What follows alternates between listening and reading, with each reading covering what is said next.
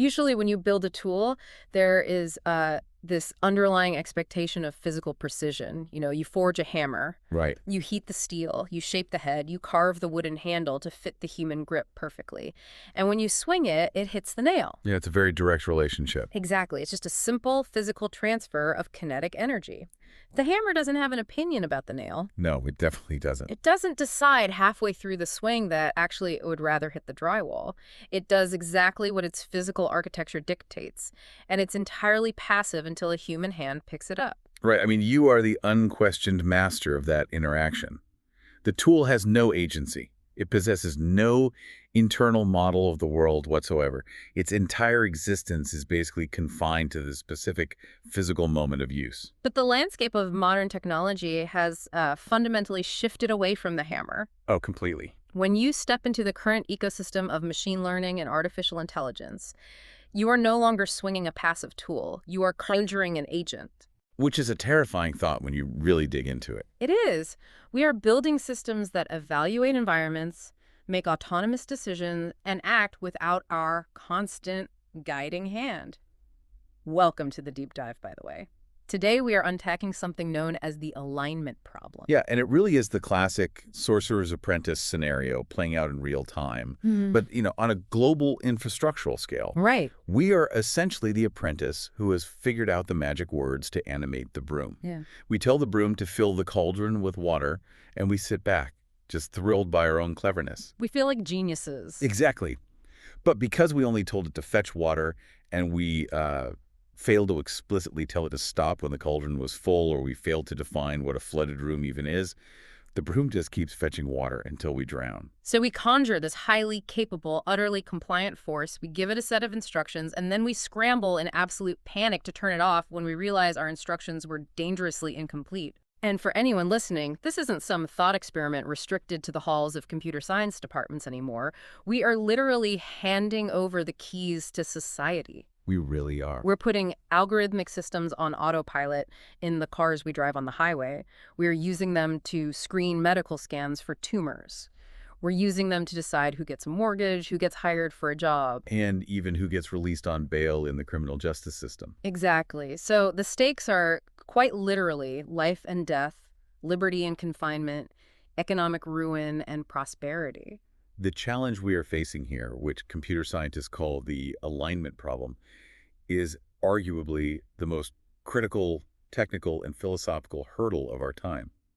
It's the agonizing difficulty of getting an artificial intelligence to do what we actually want it to do, rather than what we technically, explicitly told it to do. Because those two things turn out to be wildly, dangerously different. Completely different. So let's figure out how we got here, because the way computers operate today is completely alien to how they operated even like 20 or 30 years ago. Oh yeah, night and day. If you go back to the early days of computing, a program was essentially an incredibly complex, rigid recipe. It was top-down logic. Right. So Yeah. do step A, then do step B. Yeah, and if condition X is met, then execute step C.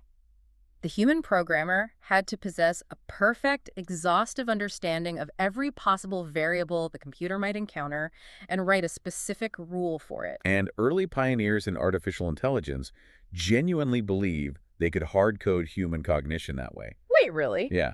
They thought if they just wrote enough if-then statements, they could capture the complexity of the world. They created things called expert systems. Okay, what were those?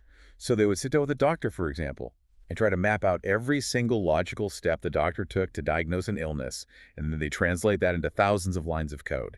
And let me guess, they hit an absolute brick wall. Oh, a massive brick wall. It turns out human intuition and perception just don't work like a flowchart. Right. I mean, try writing a step-by-step logical recipe for how to recognize a cat in a photograph. I wouldn't even know where to start. You can't do it. You might start by writing a rule that says, look for two pointed ears.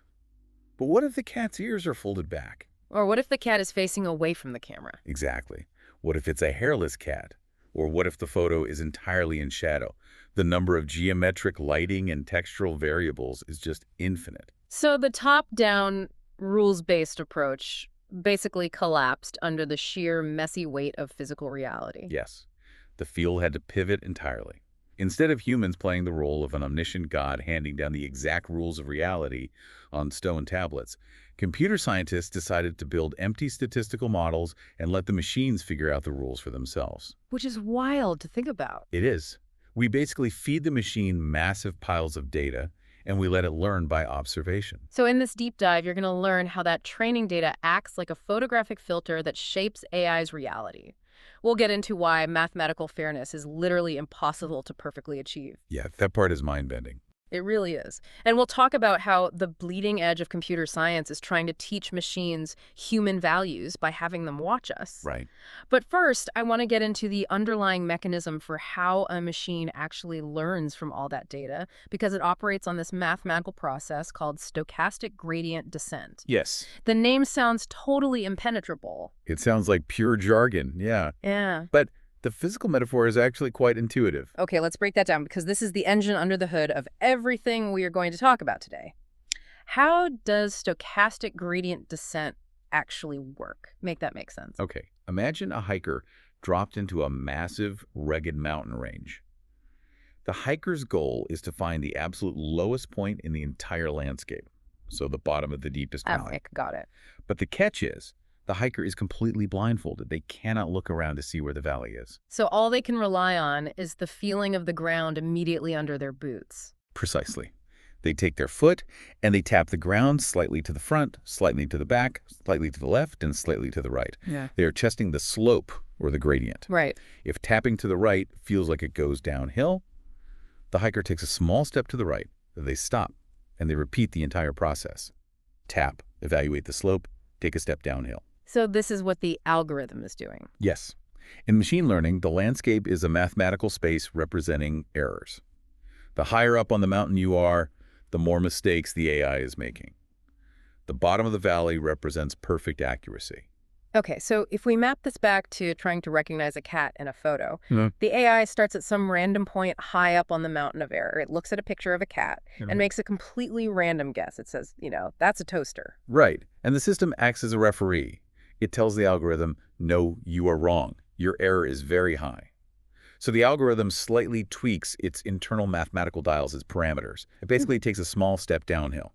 Then it looks at the next photo. Maybe this time it guesses dog. The error is still high, but maybe slightly lower, because a dog is at least an animal. It's getting warmer. Exactly. It tweaks the dials again, taking another step down the mountain. It repeats this process, this stochastic gradient descent, millions or billions of times across millions of photos, until it finally rests at the bottom of the valley, where its internal dials are perfectly tuned to accurately identify the pattern of a cat. Okay, I mean, it sounds like an incredibly robust, self-correcting system, but there is a massive structural vulnerability here, right? Oh, a huge one. Because the shape of that mountain landscape, the slopes, the valleys, the cliffs, is entirely constructed by the data we feed the machine. Exactly.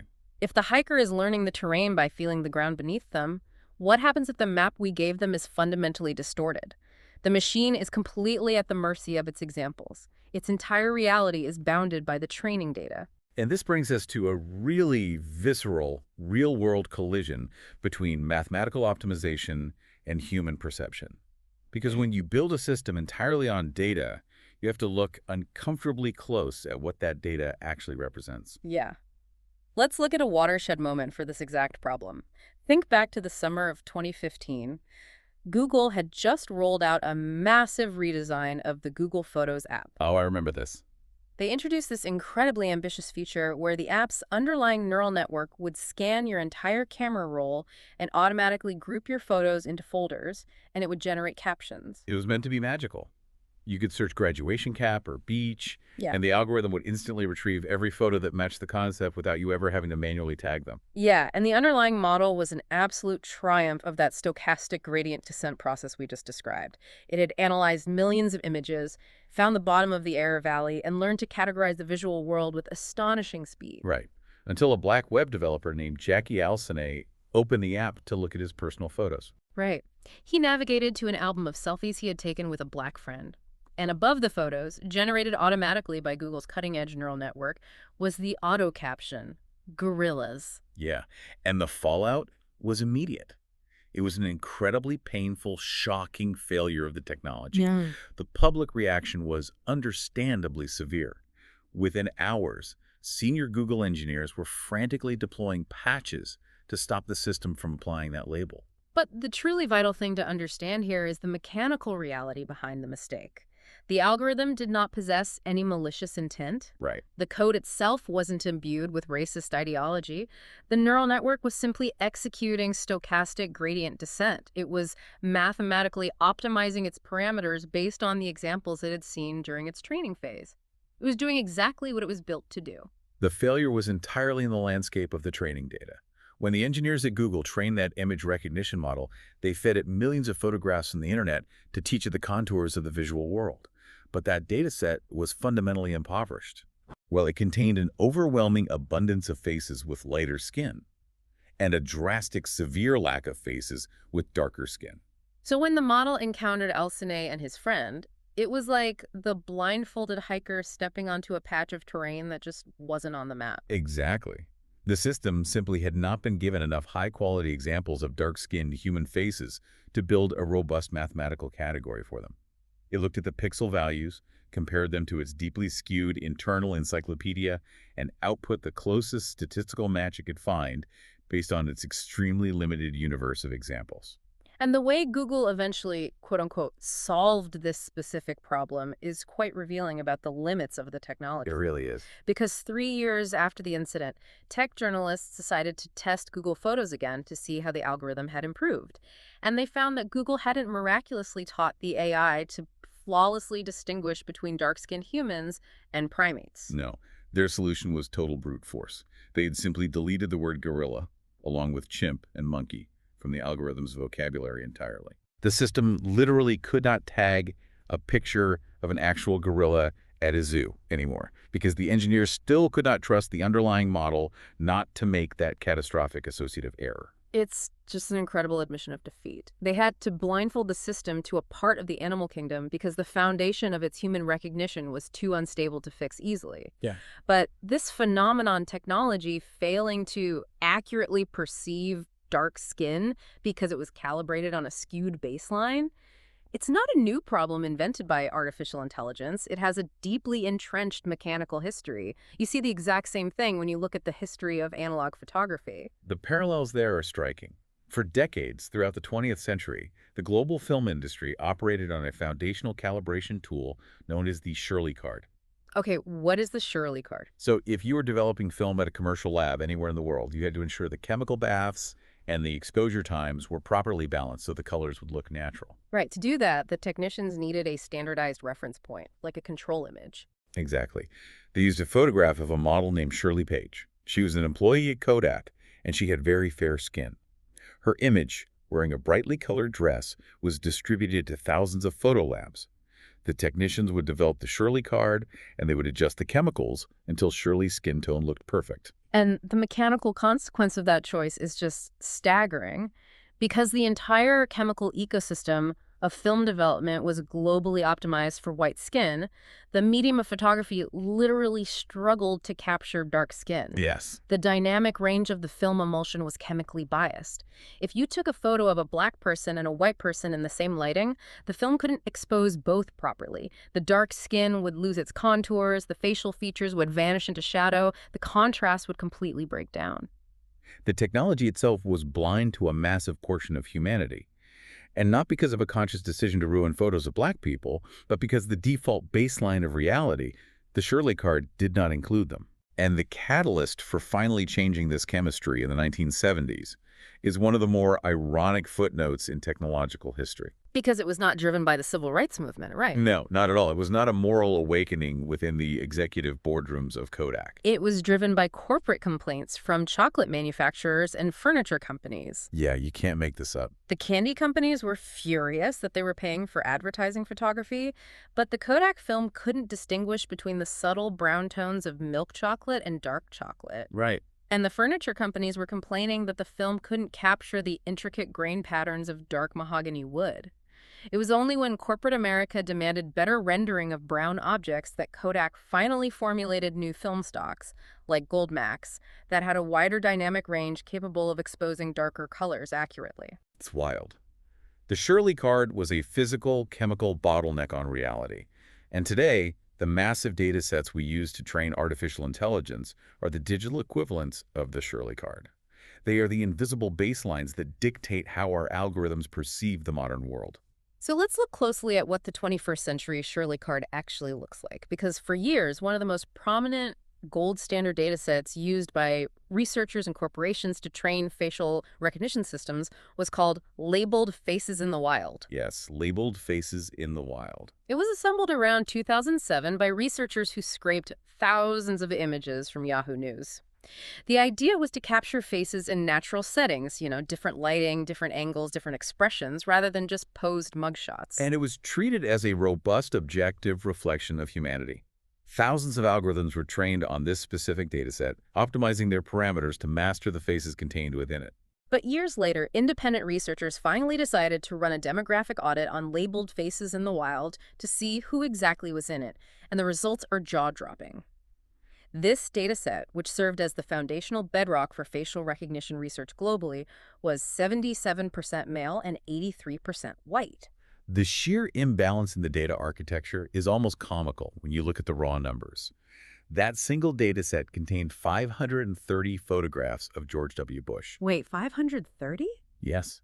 Think about that for a moment. A single white male politician appeared 530 times.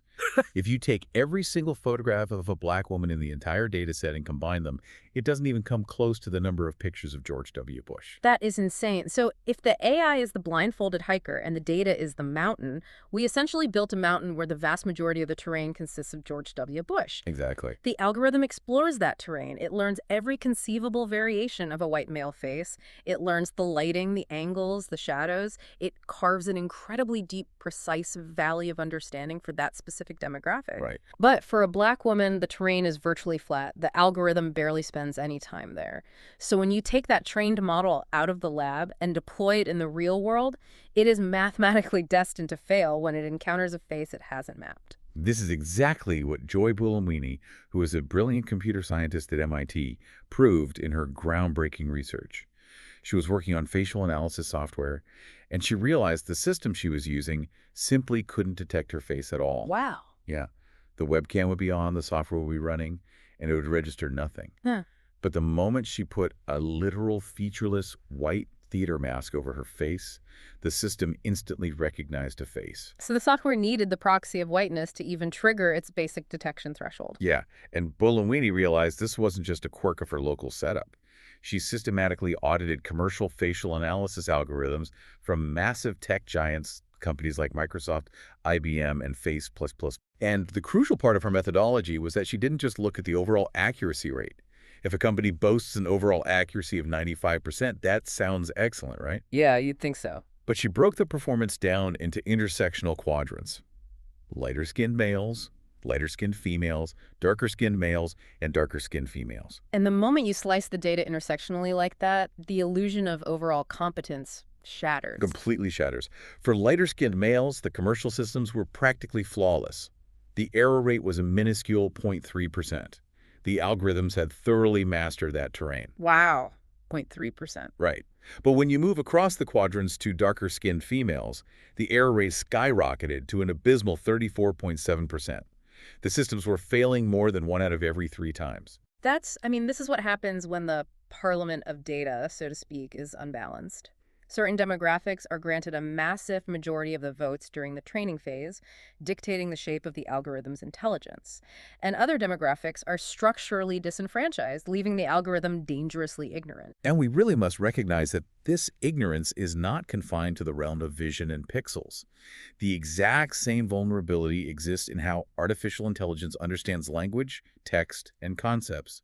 It permeates the foundational architecture of the models that power our search engines, our chatbots, and our automated translation tools. Okay, we have to talk about Word2Vec. Yes, Word2Vec. Because this is a system developed by Google that fundamentally revolutionized natural language processing. Before Word2Vec, computers didn't really understand words. A word was just a string of characters. Dog was just DOG. The computer didn't know that a dog was an animal, or that it was related to a cat, or that it barked. Right. Word2Vec solved this by treating language as a massive, multidimensional map. The system is fed an unfathomable amount of text. Billions of words scraped from Wikipedia, news articles, books, and just the broader internet. It basically acts like a speed reader trying to understand the definition of a word strictly by looking at the company it keeps. So it's pure context. Exactly. If the system repeatedly sees the word bark and notices that the word dog, tree, and loud frequently appear in the same sentence, it starts to map mathematical relationships between those concepts. Yeah. It takes every single word in the English language and assigns it a vector, which is basically a coordinate point in a mathematical space that can have hundreds of dimensions. Words that share similar contexts are clustered closer together in this space. Dog and cat will be near each other. Car and truck will be near each other. But dog and car will be vastly far apart. And this spatial arrangement is so precise that you can actually perform algebraic math on language, which is one of the most mind-bending capabilities of the system. You can take the vector coordinates for the word Paris. You can subtract the mathematical vector for France, essentially removing the concept of country from the geographic location. Then you take that remaining spatial relationship and you add the vector for Italy. And the mathematical point you land on in that multidimensional space perfectly aligns with the word Rome. That is just Paris minus France plus Italy equals Rome. It is a breathtaking achievement. The algorithm has deduced the concept of capital cities entirely on its own just by mapping the statistical proximity of words in human text. It is a mathematical miracle, but it contains a toxic trap. Right. Because the system read the internet, because it absorbed our history, our news, our literature, and our cultural commentary. It absorbed all the deeply entrenched societal biases baked into our text. The map it built is a perfect reflection of human prejudice. And researchers realized this, and they started probing the vector space to see what other relationships the math had captured. Yeah, they decided to perform a gender equation. Right. They typed in the vector for doctor. They subtracted man, attempting to strip the masculine association away from the profession. And then they added woman, expecting the system to land on a mathematically equivalent point, perhaps female doctor or a specialized medical term. But the coordinate point the system landed on was nurse. Exactly. And they tried another one. They typed computer programmer, subtracted man, added woman. The system spit out homemaker. Wow. The math had learned the stereotypes perfectly. It accurately captured the exact geometric shape of our societal biases. In the vast corpus of human text, men are statistically more likely to be discussed in proximity to programming and medicine, while women are statistically more likely to be discussed in proximity to nursing and domestic labor.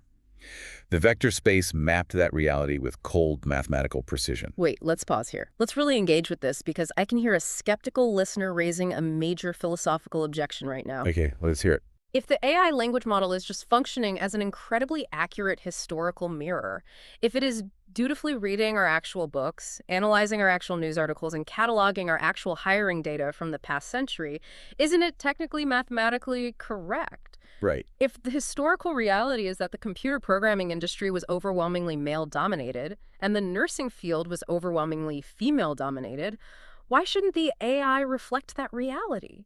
Aren't we getting angry at the math for simply telling us the truth about how the world has operated? Why should we demand that the AI be artificially blindfolded or hobbled to ignore historical reality? That is the most essential tension in the entire field of algorithmic fairness. Yeah. If an AI is just a mirror, why distort the glass? The answer requires us to understand a phenomenon called redundant encodings and the profound danger of algorithmic feedback loops. The AI does not remain a passive mirror. The moment you integrate that model into a decision-making system, it becomes an active engine that shapes the future. Okay, walk me through a concrete scenario where reflecting the truth becomes actively dangerous. Sure. Let's imagine a massive tech company wants to streamline its hiring process. They receive tens of thousands of resumes a year. They decide to train an AI model to screen the resumes and rank the top candidates. Okay. They feed the AI 10 years of their historical hiring data. They tell the system, look at the resumes of the people we successfully hired and promoted in the past. Find the underlying patterns of success and apply those patterns to the new applicants. The company knows human managers have biases, so they decide to be responsible. They scrub the data, they delete the names of the applicants, and they delete any explicit mention of gender.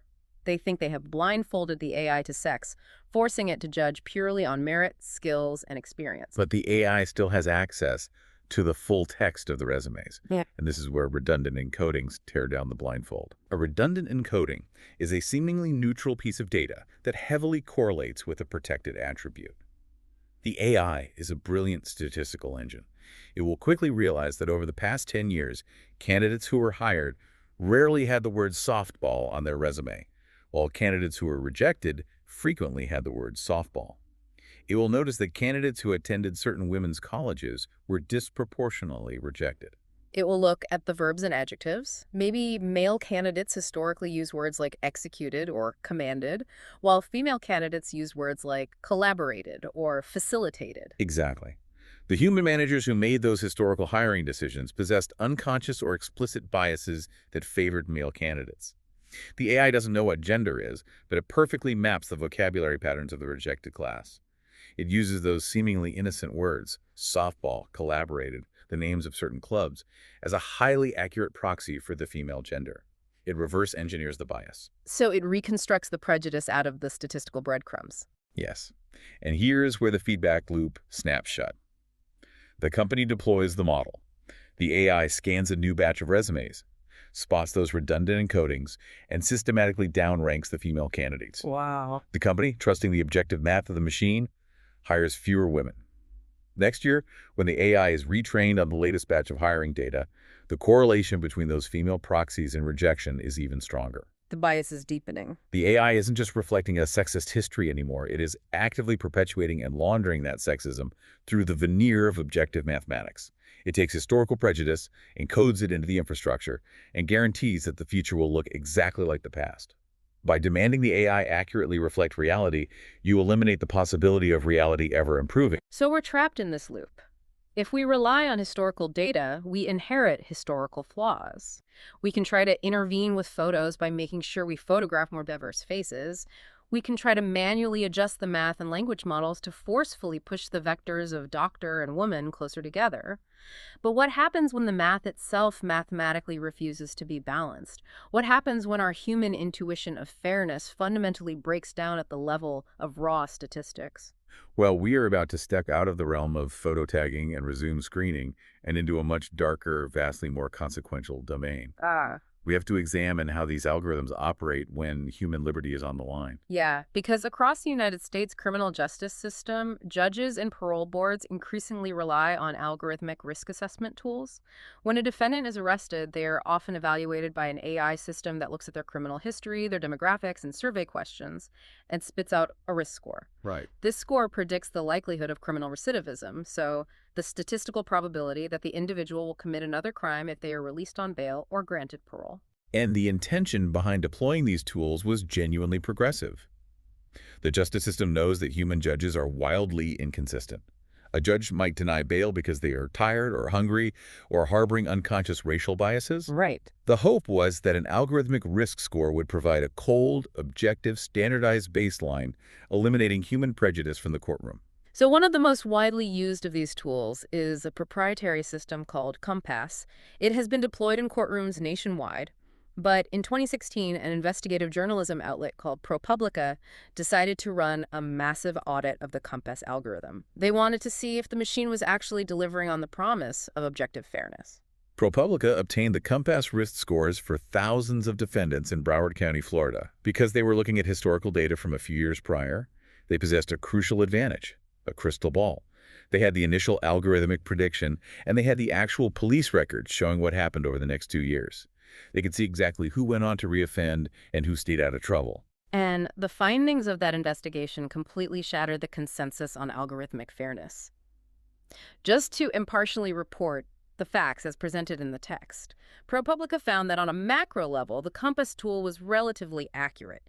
It predicted recidivism correctly about 60% of the time for both white defendants and black defendants. Calibration-wise, it functioned as designed. A score of 7 out of 10 meant roughly the same overall likelihood of reoffending, regardless of race. But ProPublica looked deeper. They didn't just look at when the algorithm was right. They looked closely at how the algorithm behaved when it made a mistake. And they discovered that the tool made vastly different types of mistakes depending on the race of the defendant. Yeah. There are two main types of errors a predictive system can make: a false positive and a false negative. A false positive is when the machine cries wolf. It predicts someone is high risk, but they never actually reoffend. A false negative is when the machine misses the danger. It predicts someone is low risk, but they subsequently go out and commit another crime. And ProPublica found that the COMPAS system was twice as likely to falsely flag Black defendants as high risk, who subsequently never reoffended. It was generating a massive disproportion of false positives for Black individuals. Right. Conversely, the system was much more likely to